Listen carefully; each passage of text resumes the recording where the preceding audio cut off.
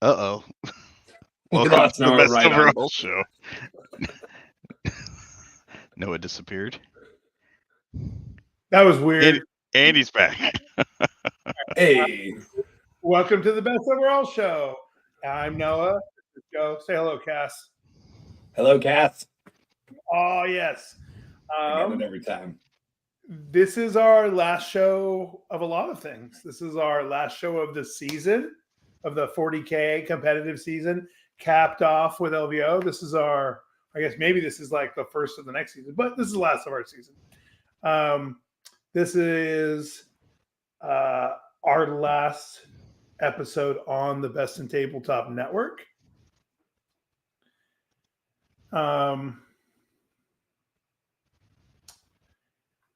What else is this? Is this any other lasts? I don't think so. Can we think of anything? That's all I got. It's our last show of January. There you go. I can't hear y'all. Uh-oh.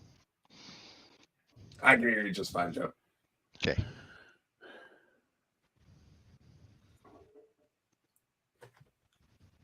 Anyway, to tell you. Well, Noah gets his stuff reconfigured. You guys both went to LVO, which we will talk about in depth here in a second. Hobby Progress. While you guys were away, I was very busy with Hobby Progress, and I painted this thing that I found in my box that apparently has been there for probably like 8 or 9 years. So That thing is ancient. yes. So I painted it up and I gave it away. So That's awesome. yeah. Sorry, I was having technical difficulties right in the middle of my intro. This, you know what it is? It's the Best in Tabletop Network doesn't want us to go. It's true. right. She's They fighting can't to keep us. Can't let go. Yeah. So yeah, we're in Hobby Progress. Apparently, we didn't have any other last ofs that this episode is. January, last episode Last of January. Oh yeah, January. That's right. Cool. What else? You got anything else, Joe? Or just And then I started some board? Night Goblins for Old World. Ooh, Hell yeah. cool. I was gonna say I'm liking the square bases, Joe. Yeah. Liking the squares. Yes. So some cool Night Goblins. Painted those up today for D&D Club as well. It's a twofer. Fantastic. How is that going? It's going. What perfect timing for the hobby goblins to say, "Hey, boys!" When we got I know. goblins on Yeah. the screen, left, right, and center. It's like Joe summoned them. Yes. Hobby Goblins, boom, Night Goblin, let's go. We love the Hobby Goblins as always, so I put it up here. They're wonderful people. Part of my photos, one of my photos is definitely me brandishing weapons made by the lovely Hobby Goblins. So thank you for letting us play with your toys. For sure. What about you, Cass? You got some hobby things going on? Right now, honestly, I'm just kind of chipping away at what I wish was done for LVO. The things I'm embarrassed about, like blue tacked inceptors onto bases, because I am going to an RTT this weekend, so I'm trying to get them at least done before the Nerf hammer falls in the slate, just so like they're done and they don't get thrown in a box. I can't believe you're playing 40K the weekend after LVO before the data slate has come out. I can't think of anything that's more like purgatory than that. Honestly, like I just want to. I love my list. I had so much fun. I was so sleep deprived at LVO. Like I was in a whole other dimension. But I just had 6 great games of Warhammer, and like I'm chasing that dragon, and I can feel the Nerf bat coming, and I just want one last hurrah. So I don't think Space Marines are good enough to get a heavy Nerf. I hope not, but I've got gentlemen like the legendary Howard Watts, who's clearly not talking about me, but he is in my Victrix card Ultramarines homeboy chat, and there's a lot of people that are nervous at the Space Marine side despite the win rate because we've been traumatized in the past. And you know what? You see Inceptors in every list, and you see Scouts in every list, and my list is made up mostly of those 2 units. So I'm just going to get 3 games in, and then whatever happens, happens. I think we'll see some of the worst units go down in points and maybe get some improvements. We might see a small increase, but thing is like, let's be honest, the two best lists for Marines right now are Black Templar. I would argue it's Black Templar Firestorm, or Black Templar Gladius, depending if you're going Jack Templar, and Ultramarines Vanguard. Yeah. And with Ultramarines Vanguard, the problem is it is a very strong list, but it's not an easy to play list. It's a list that like John Lennon goes 6-0 with. You right? You're a great player. You went 4-2 with it. It's got a million potential failure points that are entirely. It was definitely a hard list to play Sleep Deprived. Let me tell you. Oh yeah, but it's a skill expression list, right? It's something that like a good player can do awesome things with. But a player doesn't know the list can just get trashed. Well, hopefully you're right. And I'm not painting Inceptors just to go in my glass display cabinet. It might go up a little bit, but I don't think that. I think at worst we're looking like 5 points a model, and that's not that big of a deal. I'm not. If they go like 10 points a model, I will be a little worried about life. Yeah. So might have to change the list there. What about you? I'm doing like a reset, retidy of my downstairs area where my hobby studio is. And I'm like soul searching for the next project. I have I'm going to keep cleaning up some AdMech stuff, but I have like the entire AdMech Codex painted in like triplicate. So I don't really need to do any, like I could play any list I wanted to. At most I would have to build and paint 2 transports. It's not a big deal. So like I'm looking at a couple of things. I'm looking at either doing a non-40K project. For instance, I got the commemorative edition of Hero Quest. All of the furniture got re-released inside of it as plastic. So you got like bookcases and scrolls and like altars, and there's like skeletons and demons and some dwarf and like some hero characters. I'm thinking about doing that as a project. I also have the entire I also have the entire Welcome to Goblin Town, Lord of the Rings set that's new in box that I also have been wanting to paint. And then there's also literally an entire Votann army with the Codex nearly in triplicate, sitting in plastic, ready to go. And if I do that, my plan is to take some pointers from you yourself, Cass, and do that kind of space horror, kit bash, Dead Space kind of feel Votann army. I got some things 40K related in the works that I probably won't talk about on this episode, but in the future. And that will probably have a lot of impact on what I'm hobbying. So we'll see there too. Awesome. All right. You guys want to talk about your trip? Yeah. I want to go out on a limb and say that like this LVO was weird for me. And I think it's probably similar for you, Cass, because so you and I, Cass, both had kind of the same kind of year. We both did really well on the competitive scene. And we played at a lot of high-level competitive games in tournaments, mostly with fixed layouts, right? GW events, UKTC events, that kind of stuff. I've been practicing all this WTC stuff. Yeah, 100%. Right. So, and you made Team Canada, but like our main focus has been on not player-placed events, right? Yeah. And I played a couple player-placed events, but like whatever. And I'll be honest, like coming off of that into LVO, made this LVO a very strange LVO for me. It was simultaneously my least fun playing LVO. Like I had fun playing my games. It was fine. Mm-hmm. It was like my least engaging as far as playing LVO, but it is tied for my favorite social LVO, social tournament experience, period, of all time. Wow. And most of that is because of Cass, which we'll get into. We had fun. Joe, in Farsi, we say Jat Khali, which means your place was empty. So we wish you were there. But yeah, for sure. You were missed. Hopefully next year. Next year. What about you? I got to say, I couldn't agree more on the latter part of your statement. Like I had an absolute blast. And I was in London for a work conference literally leading up to LVO. On the Thursday, I flew home from London. I was originally supposed to go home for a bit and then come back to the airport, but it was snowing in Vancouver, so flights were delayed. And I had to have my lovely girlfriend, Sharon, come to the airport with my stuff, which she did because she's a freaking trooper. She's the best. And she is the best. And then we had dinner, and I went through security, and I waited for my flight, and it was delayed, and it was delayed, and it was delayed. I got to the hotel in Vegas at 4:30 in the morning, and I had like a few hours of sleep, and I'd flown from London to Vancouver, Vancouver to Vegas.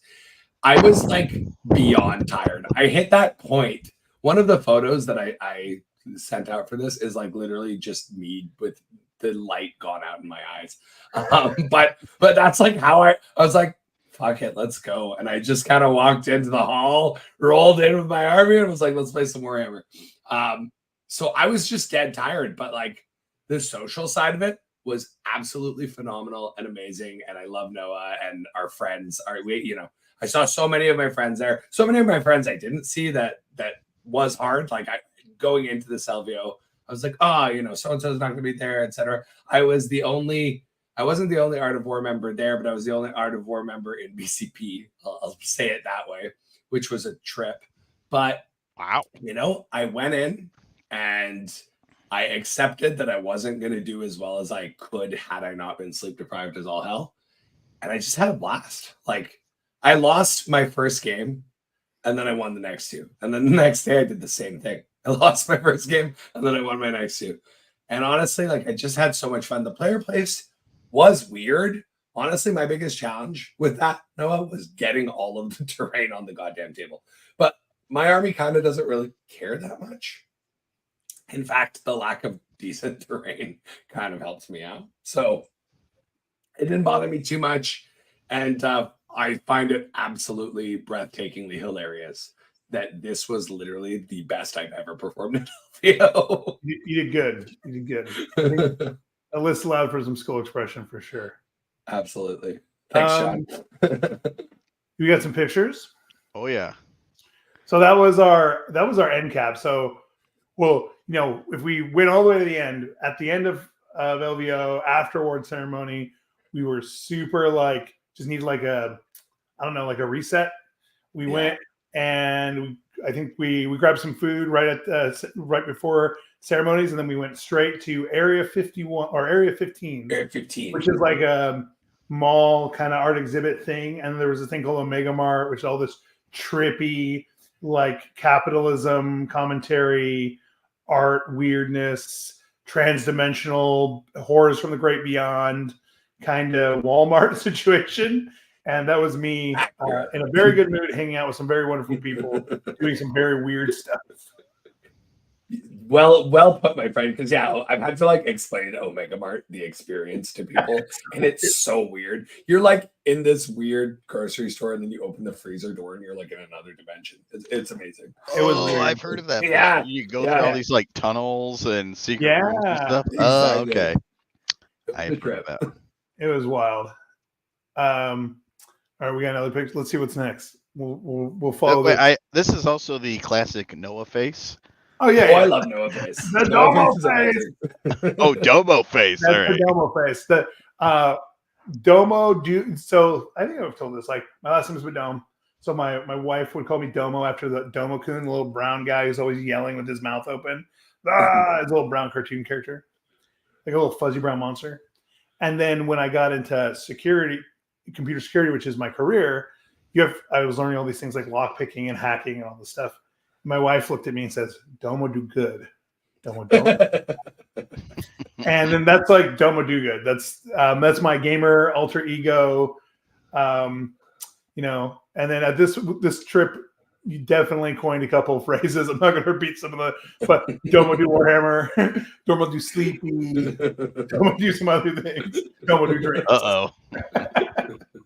Domo have a good time. I guess we're going backwards. So and then the weekend was great. Thank you. Oh man. The weekend was great. Some culmination of things. For most of this ITC season, I was playing Knights. And that paid off on the hobby.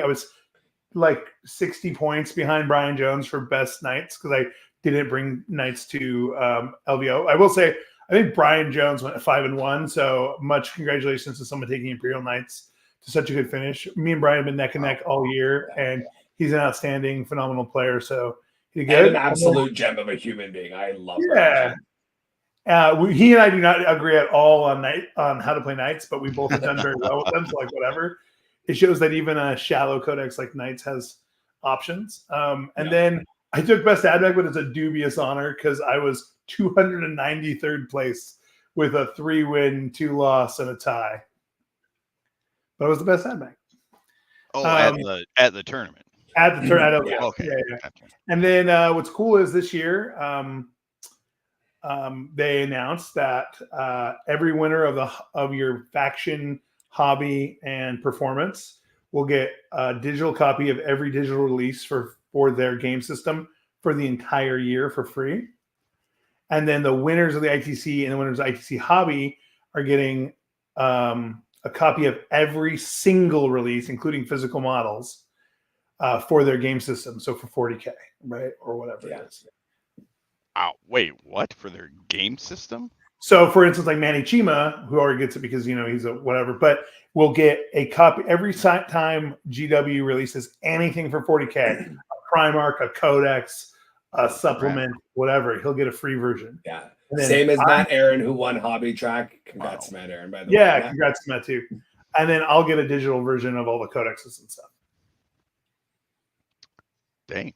That's still pretty impressive. So it was pretty good.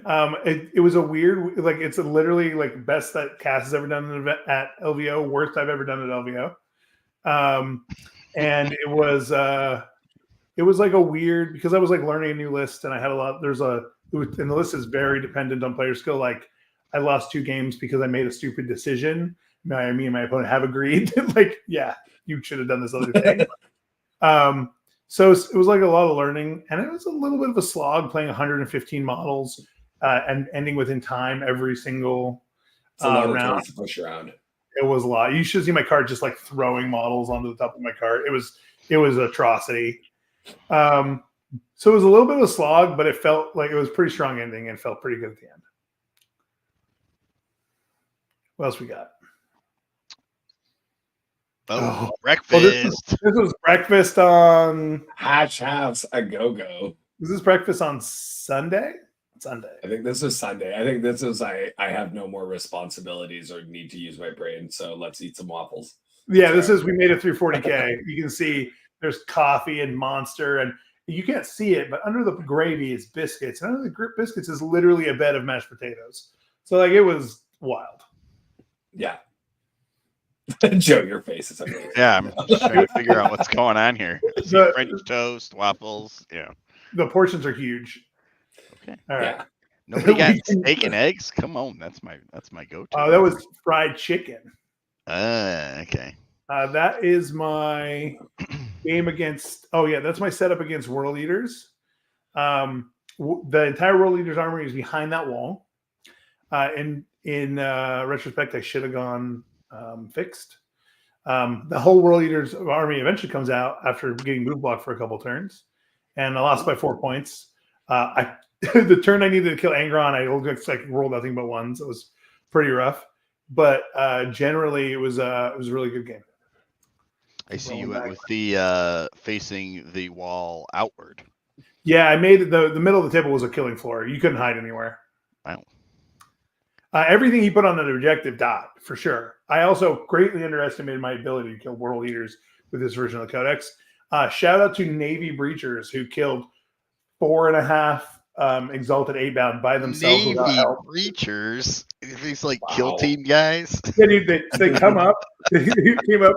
They threw a demo charge. D6 plus 3, strength 12, AP2, 2 damage blast. Right? Before that, they threw a grenade, get 1 extra dice because of the grenadier rule. So they threw a grenade. They got a bunch of mortals. Then they do the blast. They shoot a melt-a-gun. They fire like 15 shotgun shots. They reroll all wounds against something on objective, which they were standing on that middle objective. And then they charged in and used their chain fist and power axe to finish off the last couple wounds on the Chosen, and they literally finished a exalted 8-bound unit by themselves. Were you finding that were your games going to time with that many models, or were you finishing on time? I had one game where I was like, I ended with like a minute on my clock. Okay. And then most of my other games, I ended with about 15 to 20 minutes left on my clock. Okay, very good. That was just an army I saw. I thought it was really amazing. It's like an Easter egg Votan army. Yes, this is what we would call monochromatic. Yeah, it's a little hard to look at, but it was cool. Okay. I was really impressed by the bold colors. This is Liam's Necron. Liam was hanging out with us most of the weekend. Liam really did he was very obviously he was very proud of the work he put in. When I looked at them, they looked really great. He did it's like a simple paint job because it's like obviously Necron metal with glow. But when you start looking at the stuff he's really spent his details on, it looks really great. He did a good job on the Void Dragon. I really liked that how he had like the Zone Mortalis display board. I think it looked great. So Liam's like my best friend in real life, and that Zone Mortalis board. Oh, is this the guy that won my? This is the guy that won. Correct. Oh, okay. So this Zone Mortalis board is custom made with his cricket, and it's plasticard glued over sheet metal, cut exactly to the specs of that tray. So shout out Liam for wow. He's lent me this thing a couple times when like I went to KC Teams and I needed something I wasn't going to take my big tray. But yeah, I just want to highlight like right before this LVO, he was working on that Void Dragon, and that blend of like the glowing spear, the arm into the purple. It's impressive as is, but it's even more impressive. And I'm going to kind of shout out my friend here because he's colorblind. So purple doesn't exist to him. So like I get pictures being like, is this good? I'm like, dude, this is stellar. So shout out Liam of Mid-Table Tactics. Good job, man. Your army looked amazing. Wow. Yeah, really outstanding.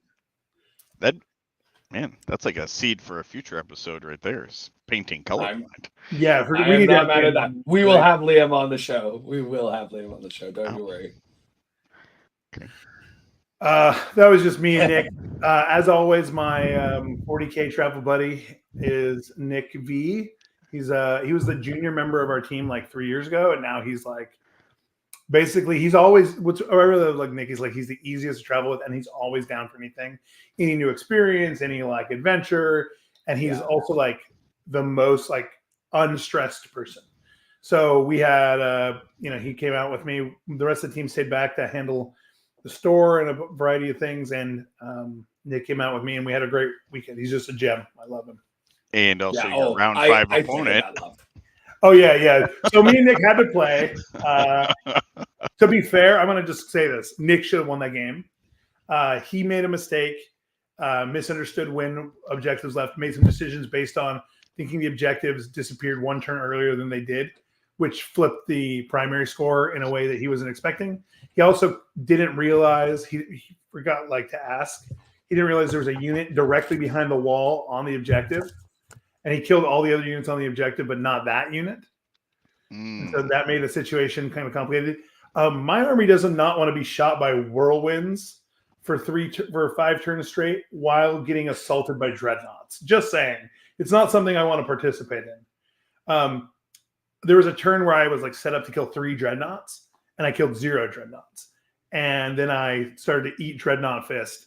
And it was only by the grace of a lucky explosion that I made a comeback. He shoots into combat, kills my warglaive. My warglaive explodes, kills the dreadnought beside him. That one explodes too, and damages a whole bunch of stuff, picks up some of his units or models. It's just a bloodbath. And that was just enough disruption to give me a chance. And then I had to literally put 4 units of strength 4 guns into a dreadnought on an objective alongside all the Traxxas flamers, and that barely was enough. Dang. Oh, they had to assault. I left him on a wound. And then I jammed a 9-inch assault with a squad of Vanguard with a Marshal. And the Marshal finished him off with his control stave, wounding on 6s. It was a sad, dark place. I should have lost that game. Wow. Cool. And this was the army I brought. This was like the I didn't get any picture of it when it was set up, but that was me right before I rolled out. It looked very different on the tray coming back to the hotel room after day 2. Just like literally just a pile. Like I literally just pile. And that's the display board I took this year. Oh, this was your display board? Yeah. It's a vertical tube that I made a cave system in. For my Voton, I'm probably going to do... So something I've really liked about display boards, and I think is something I want to try more, is display boards that traverse distance, where it's a feeling of like the models are moving through a space. This is a vertical space. The next one I want to do is actually, I want it to be horizontal space with multiple floors, like the decks of a ship or something, like for the Voton. I want everybody magnetized so I can actually have like the models on the walls or the ceiling, whatever. And then I want it on a giant rotating spit. I want it to rotate slowly around. Holy crap. Right. So that you're seeing multiple like positions of the scene laid out in front of you. You're a madman. It's going to be wild. Yeah. It's funny. I actually started a whole nother display board and then just scrapped it last minute. This was my second round and it was into Tyranids. I was playing against Tyranid Vanguard. So I was playing against the fast movie version of Tyranids against the fast movie version of AdMech. And basically what I did is just like positioned back and made him have to come through the board. I threw some infiltrators up turn 1 and messed him up a little bit. He came to the middle of the board, and then I basically just killed anything that was out of his deployment zone every single turn. What mission was this? This was Hammer and Anvil, the Ritual. Ah, okay. It's like those objectives are very close together. Yeah, so yes, it was pretty nasty. We were in the middle there for a bit, and then there was a moment where he was winning. Like the game was like very much slipping away from me, and it felt like, and he was pressing the advantage. And then on my turn, I don't know what happened. Maybe I misread the game state or something, but his whole army just crumbled, and it like crashed back. It's like he was pushing me back to my deployment zone. The next turn, I was standing in his deployment zone, and it was just like the table was consumed and the game was over. Wow. It was on like 3. It was wild. It was a very dynamic, very fast game. It was a lot of violence. Anything the Tyranids hit mostly died, but anything that I looked at with any of my units died because of the mass number of anti-infantry shots. Also, those flamers killed like 6 units by themselves. The Taraxi flamers. Oh, the jump pack guys?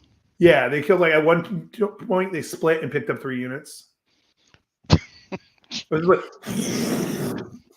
Amazing. Do they just have regular strength 4 AP 0 1 damage flamers? Wow. They have 9 of them. What's their special rule? They reroll 1s if you're on an objective, and if you're on an objective and I'm within 6 inches of a battle line, I reroll all wounds. Within 6 of a battle line. So I run a Scutari up behind my guys, where I'm dropping in. I drop in. I point at something on an objective. I roll 96, averaging 33 wounds. And then I roll all the wounds, a +1 wound. If you're outside of 6 inches of a friendly unit, I can get +1 to wound. Like it's like you're cornered and alone. If I can also push my AP by 1, which means I can be strength 4, +1 to wound, AP 1, 1 damage, rerolling all wounds. That unit doing that also picked up a whole baby knight, put 40 wounds on a baby knight, made him make 29 saves. Nerf them. Yeah, no. Look, no, they need everything they can get, Joe.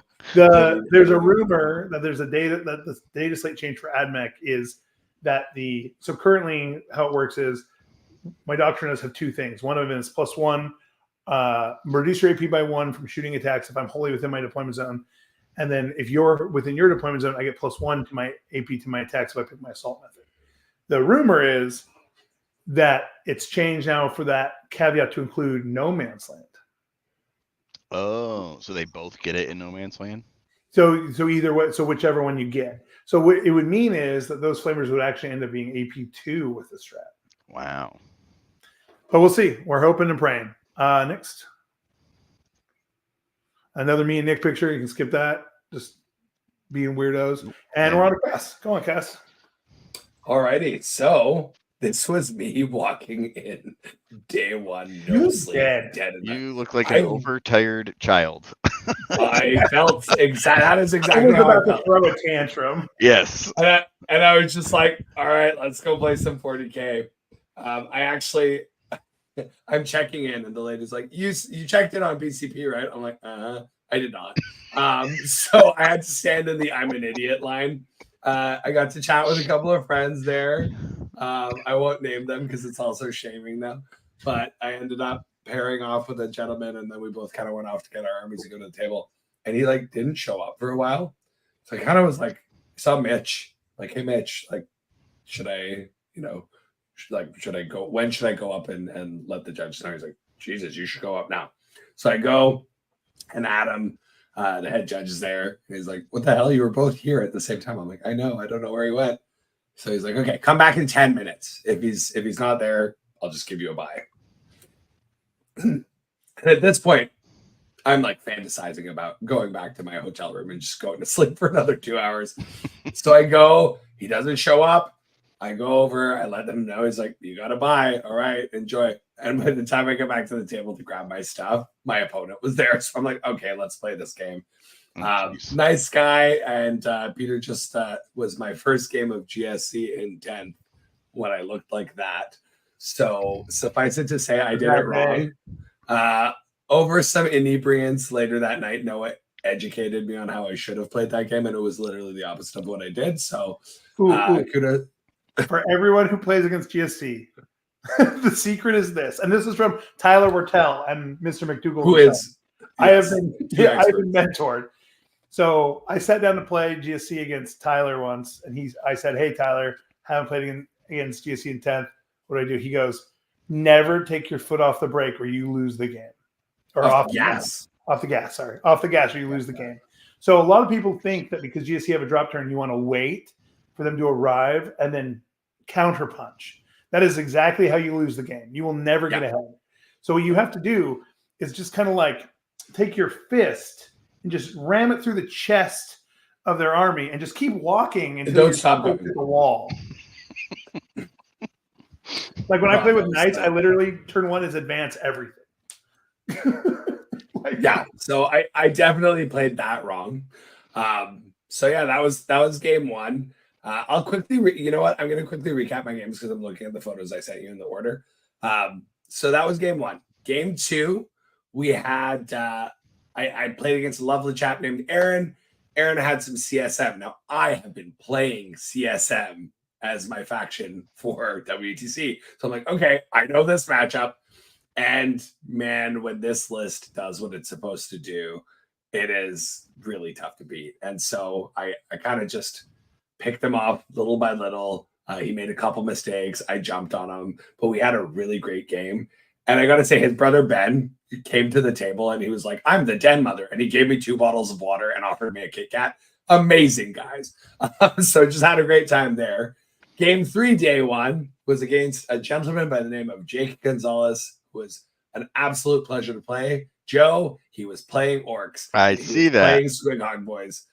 Man, yes. This is me and Liam, by the way, playing with the Hobby Goblins toys. So that is an amazing photo, and I was so glad it was taken. Double okay, kill you keep going forward on me. I was talking about. I'm not touching him. That's no, it was me. I thought we needed to catch up to your game pictures. No. I didn't really take game pictures. I just took one of the last guy. This is better to look at than you with your soul dead. So we're gonna do this. I agree. So yeah, me and Liam just charging at each other.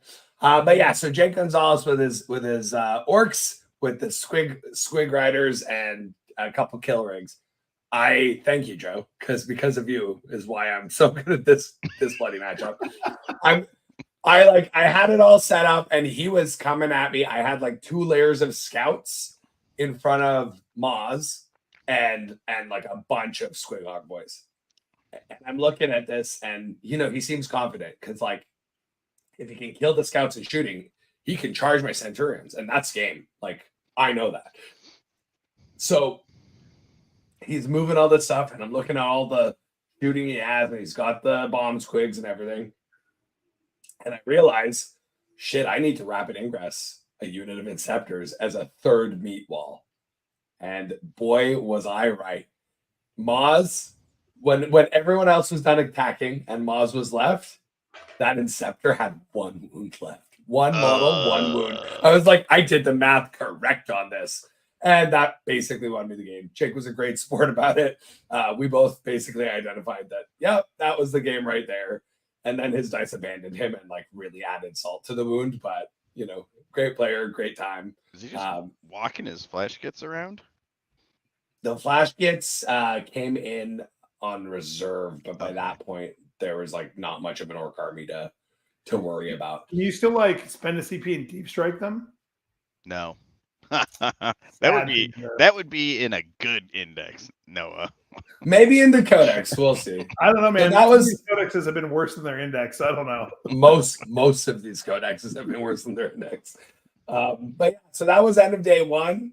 Day 2, I played a game with a lovely fellow by the name of Chris Simpson. He was playing Votan, and just gotta say he baited me really well into the middle, and I fell for the trap. I'm not good at the first game of the day with this list, and I took the bait.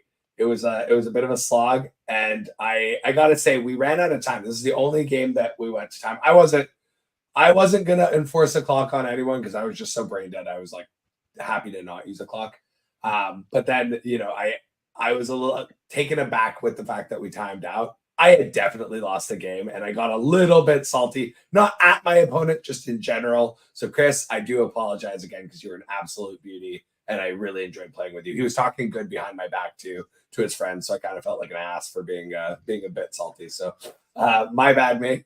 You're awesome. And so that was my second and last loss of the event.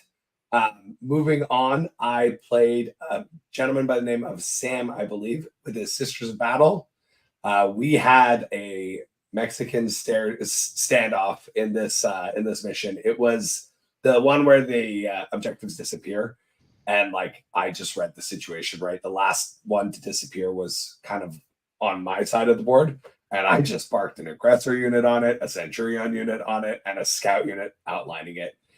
And he didn't do the math until a couple turns in, and then he's like, "Oh no, I am losing this game, and I need to come at you with everything I've got." Too little, too late. I won that game, and then the last game. So I'm gonna save this till we get to the picture. Were the 30 arcoflagellants any consideration? I was barely worried about them because. Did you also play against Sisters? Me too. Yeah. Well, you know what really is great against those is titty missiles on Centurions and aggressors. So I really have no problem with them. Oh yeah, the Flamers also did not care. Also, Navy Breachers just like very upset with arcoflagellants. Yeah, and anything that's like a lot of like the chest missiles on the sets. Are you getting blast?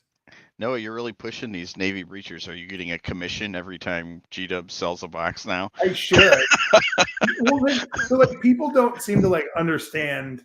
There are 105 units for a battle line, right? 105 points for a battle line. They're OC2. They have a 4-up invul. One guy in the squad has or 4-up feel in the paint or 4-up armor. One guy in the squad has a 5-up invul and a heavy shotgun. You get to add a grenadier. He gives the unit the smoke keyword, an extra dice on your grenade strat, and demo charges. You can add a special weapon for free. So you add a melta gun or a plasma gun for free. You get a chain fist for free. You get a power axe for free. You have a whole bunch of shotguns. They have assault, and one of the guys has a pistol.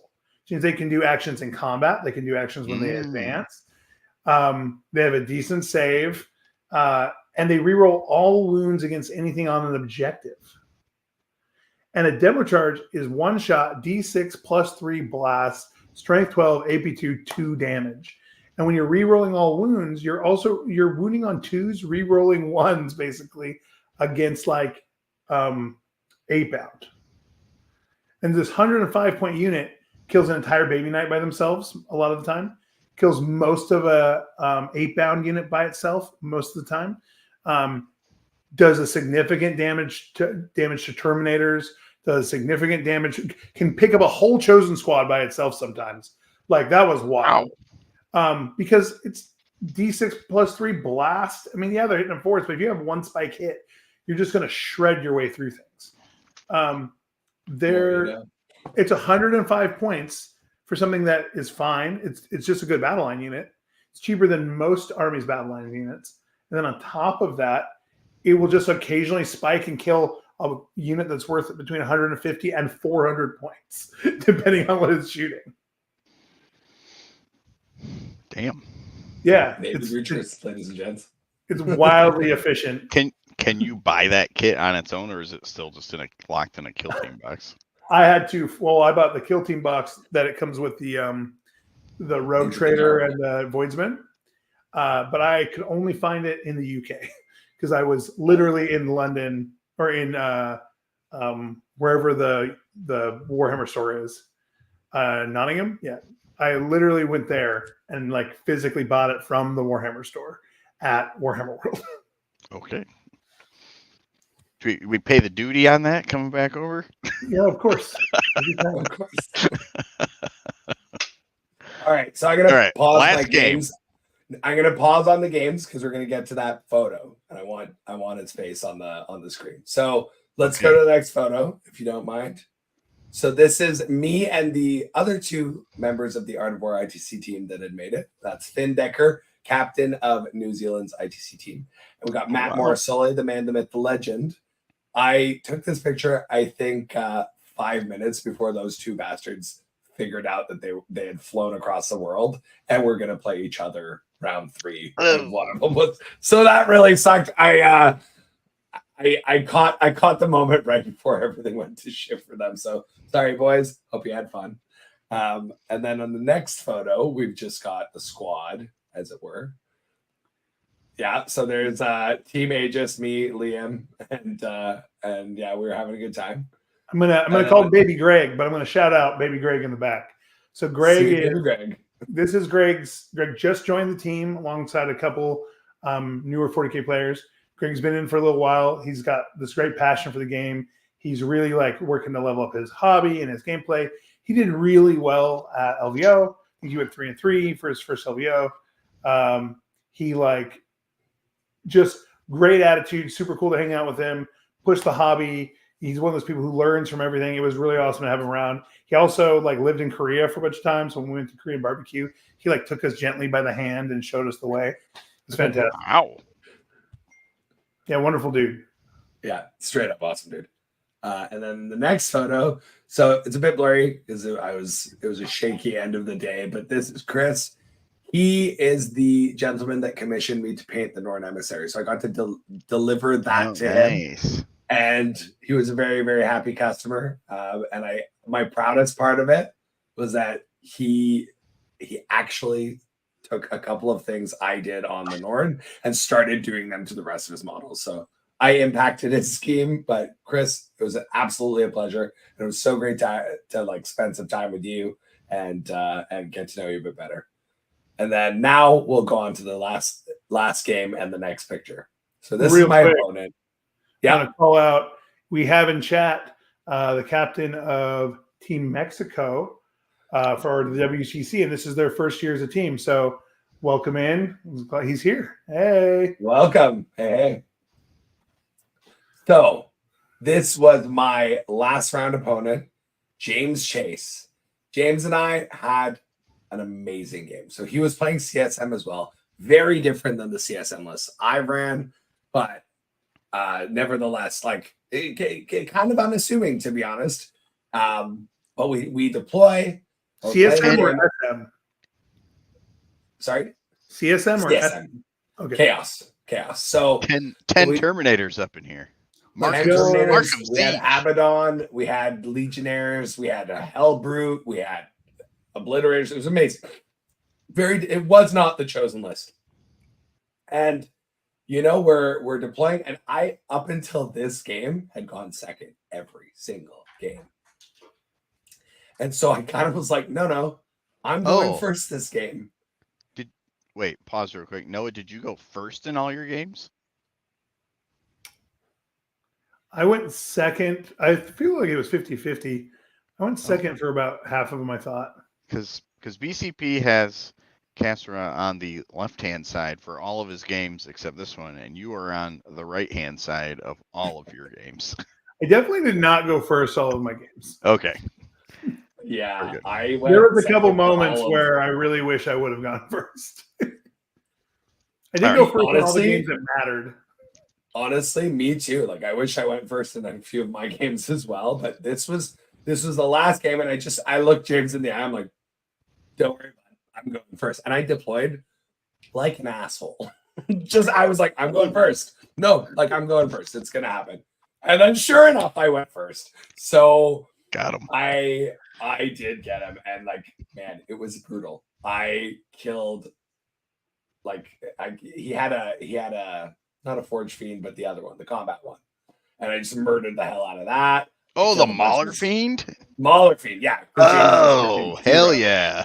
So that poor thing did not live to see his turn one, because I just blew it to bits with my Centurions. And then, I killed I don't think I killed the Hellbrute turn one, but I killed something else. I killed a bunch of Legionnaires. I went hard at this poor guy.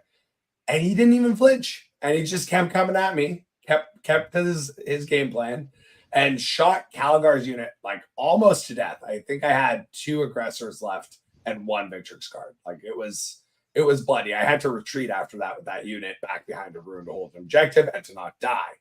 But then on my turn 2, the Inceptors came down, and like I almost tabled him by turn 2. Like, it was violent. Again, James did not get, like, forget salty. Like, he was having a good time. He was having a blast. And he's like, you know what? It's okay. I got Terminators in the sky, and they're coming down to mess you up, Gas. And so his Terminators come down 9 inches outside of my Centurions, and he's got Hellbrutes charging this, and he had his unit of what are the heavy weapon guys called for CSM? Havocs. The Havocs, who he made fun of the entire game, because he's like, they don't get any penalties to hit, so they hit on 3s. But watch me roll 1s and 2s. I proceeded to just roll 1s and 2s.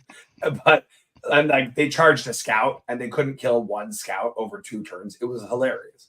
But the Terminator unit, so they come down, they kill 2 of my Centurions in shooting, makes his charge a little bit harder.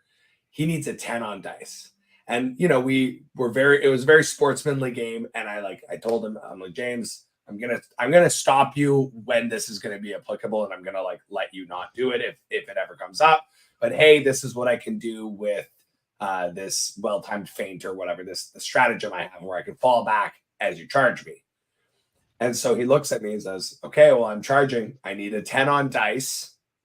Are you going to use the strat to make it an 11? Because if I fall back too far, he can charge other units.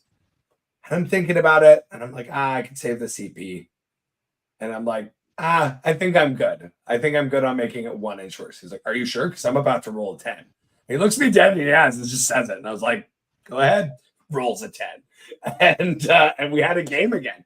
And so, he clawed his way back to a really respectable score, all things considered, because I was dominating the board the entire game. By the end of the game, it was 91 for me, 83 for James. I was like, come here, man. Like, we hugged it out. I was so excited. He never flinched. He never gave up hope. And it was just like, and his army was beautiful. I didn't even take a picture because I was so tired and adrenaline. But his army was beautiful. His attitude was beautiful. And he played like a champ. So James, you know what? From the best overall show from 1/3 of the hosts, at least, kudos to you, my friend. I played 6 amazing games against 6 amazing humans. Best overall right there in my heart. Boom. Cool. That was awesome. I love those games that are like that. I love it too when the choice to not respect something, no matter how potentially unlikely, is I chose this. And Yeah, then you live in that reality now. Yeah, I just had to watch him kill the rest of my Centurions and was like, I deserve this. I literally asked for it. I accept this fate. Yeah. Yeah. So I think does that wrap up our LVO? It wraps up. I had some other photos, but I don't. I think actually, I just want to show the next. No, yeah, all of them. I didn't know how many photos. No, I've got a bunch. I've got a bunch of photos from the painting stuff, but this one I wanted to highlight.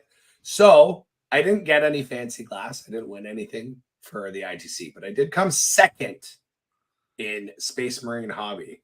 This is my good friend Kevin Grubbs who got first, and so well deserved.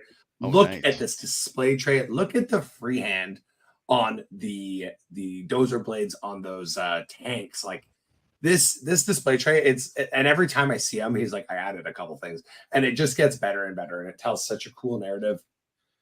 I think he got third place, best painted for LVO. He got second in hobby track overall, and it couldn't have gone to a nicer guy. So, Kevin, much love, my friend. Congratulations on all of the very well-earned hobby accolades that you've got.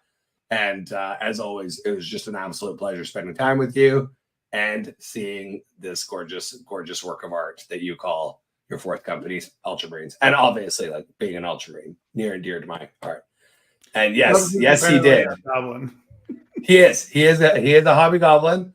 And yeah, no, he is very much a hobby hero as well. So he's a good dude. He's a very kind person. Very sweet guy. Did you end up winning Best Ultramarines for like 9th edition? Because wasn't that still a fact? No, they made it. It's just Space Marines. It's just Space Marines now. Oh, okay. You can still filter down. I did get knocked out of even the top 3. I think I was the 4th best Ultramarine, but yeah, there was some good competition. So like Howard Watts got second. Actually, you know what? He just did really well with them in one event, and I think he won another GT. So he wasn't up there because of the like volume of Ultramarines stuff that I had played, but I definitely fell from my lofty number 1 spot as well. This year they've definitely been the best Codex compliant chapter for sure. Agreed. And I'm not mad about it. They wrote it. They are it. They're the end all be all. We got any more cool pictures? No, I think there was a few more of Kevin stuff. And then there was just a couple of the actual painting competition. And I just wanted to highlight, like, this stuff is insane. And these guys blow my mind. If you look at any one of the pieces in any of the next few pictures, they're mind-blowing. The busts, the lighting, just fantastic. I can't say enough about the level of competition that was in the painting competition. And I think, next year, if I don't spend all my time doing ITC or WTC stuff and painting commissions, I would love to work on like a bust or something to throw into one of these categories, because it was hype, man. It was hype. Very cool. Oh man, that Great Unclean was awesome. Yeah, it was beautiful. And actually, if you look at the tree there's little nurglings in it. And the closer it gets to them, the more the cherry blossoms are dying. It was amazing. Is it pulling the tree down? Yeah. Oh, that's really cool. Absolutely fantastic. That little Red Riding Hood with the wolf too had such a cool vibe to it. But like literally any of these pieces were like, yeah, they all look amazing. Yeah. So yeah, that was so sorry, because you had mentioned the last unicorn. So there was a last unicorn bust, and it was amazing. And I was like, Noah has to see this. Yeah, so that one was for you. That's super cool, man. I appreciate that. That's awesome. Yeah, of course, man. Of course. But yeah, that was probably my favorite LVO. Oh, that picture, dude. Yeah. Well, yeah, this was Omega Mart. This was, and you can see in my eyes, I am dead inside. Honestly, I'm still tired. Like, the Monday I got back home, I literally was falling asleep mid-conversation while I'm standing. Like, it was messed. So yeah, you can see Omega Mart and me were very much on the same page right there. And that is the Omega photo of the slideshow. All right. We might go a little over today because we do have a couple agenda items we got to cover. One is, so it's the end of the season. So we'll start with Joe. We'll go quick. Joe, what were your goals? So let's start with, at the beginning of the season, did you set any goals? To go to more tournaments, and I sort of accomplished that. Okay. Did you have any like performance goals? Like you were trying to win a thing, do a whatever? Yeah, I did not meet my goals. So Okay. Have you given a thought to your goals for the 2024 season? I'm going to keep my existing goal of winning Go to more tournaments. All of right, just cool. of just winning a tournament of a larger size than the one I previous won. Okay, sweet. So, Incremental progress. yeah. Yes, let's go. What about you, Cass? Did you have goals this season, and did you make them? Yeah, so one of my big goals was to try out for WTC, and I am on the team. So that was huge. That was a really big one for me. It's because like I'm not a flashy player, and I haven't taken down a lot of big events, but I'm consistent, and I'm really like I'm kind of new to teams. I mean, being at Kansas City with our award team was literally my first team event, so that was a big one for me. And my other goal was to make it back to the Games Workshop finale because I had done it the prior year. I had loved it, and I was like, I have to come back. And you did so I did both of those things. So I honestly think my goals kind of going forward, I'm being pulled in a lot of different directions, but I want to make the starting team for WTC. That is goal number one. So either way, I'm going to Belgium. But whether I am playing on the War Masters then coaching or playing on the actual WTC team is yet to be determined. So that's the goal. And beyond that, I think, honestly, it's kind of going to be the same as last year. I want to go back to WCW. So I needs me a golden ticket. That's the goal. Same here. I'm going to need you to put that hat on. Oh, my. No, I'm not putting that on. I don't know how I just noticed it. Quiet you. Mine setting out was I set out to take best nights, and I didn't actually honestly think I would perform as well with nights this last season as I did. Like I just like randomly was like, taking top eights and like, finishing second at some events and doing pretty well. So like, and won some events. Like it was unexpected, but I was really close to best nights in comp play. I switched over to chaos nights for WCW and some other things, and tried out some other armies. And I ended up not taking them to LVO, which is the only way I could get best nights. But I did take best hobby nights, which to me felt really nice. And then my goal this year was to get a golden ticket, and I did, and I got to WCW. So that was really super cool.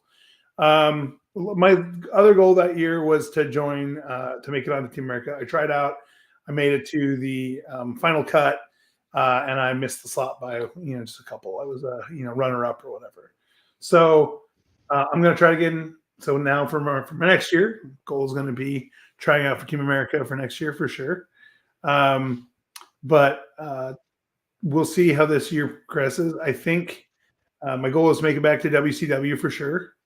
And one of my other goals was to make ITC top 100 this year and EO top 100. I did both of those things. So I'm going to try to cut my goal in half and try to make top 50 for this year.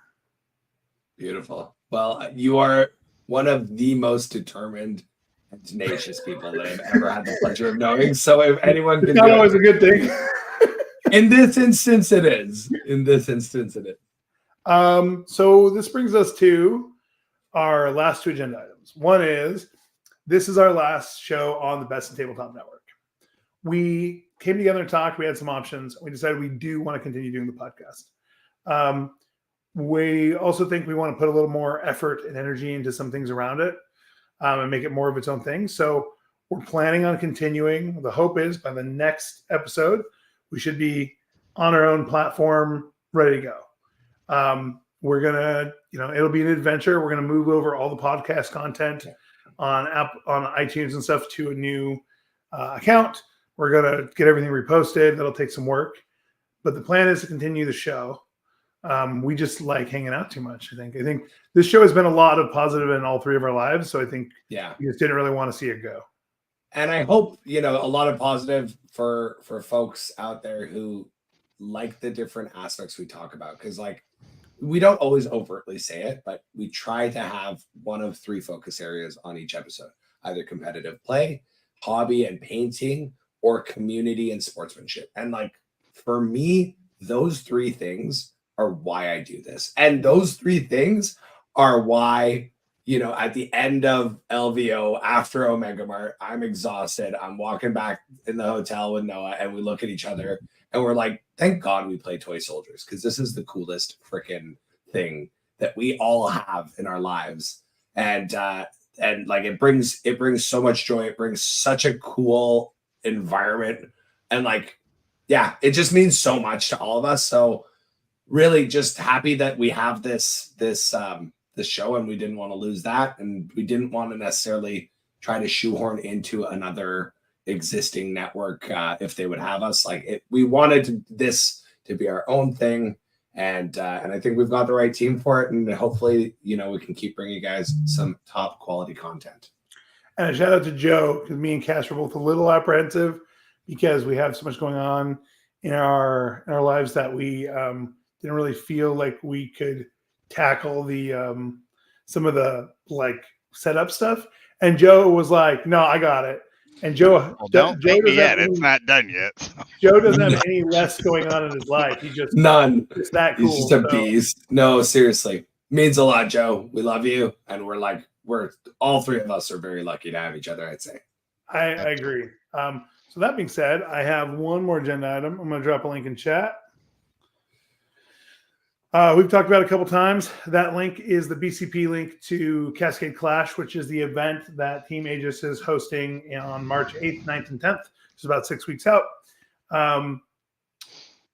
It is a 8-round, though we might scale it back to 7 if, for instance, it's whatever the number of rounds is between 7 and 8 in order to get a final undefeated. So if we have a final undefeated at 7, we're good.